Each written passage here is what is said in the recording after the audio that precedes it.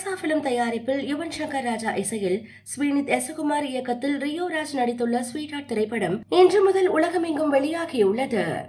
ஆந்திர மாநிலம் ஸ்ரீ சத்யசாய் மாவட்டத்தில் கொத்தசிரவிலிருந்து இந்தூருக்கு சென்ற பேருந்துல மது போதை ஆசாமி ஒருவர் வினோத பயணம் மேற்கொண்டிருக்காரு.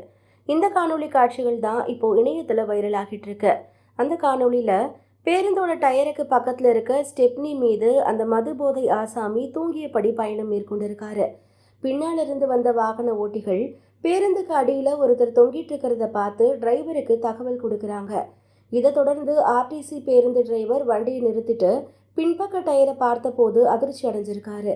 அப்போது அங்கே ஸ்டெப்னியில் மது போதையில் ஒருத்தர் தூங்கிட்டு இருக்கிறத பார்த்துருக்காரு. உடனடியாக அவரை மீட்டிருக்காங்க. மது போதையில் எங்கே தூங்குறோம், எப்படி தூங்குறோம், எங்கே போகிறோன்னே தெரியாமல் பேருந்து ஸ்டெப்னியில் மது போதை ஆசாமி தூங்கி பயணித்த வீடியோ தான் இப்போ இணையத்தில் வைரலாகிட்டு இருக்கு.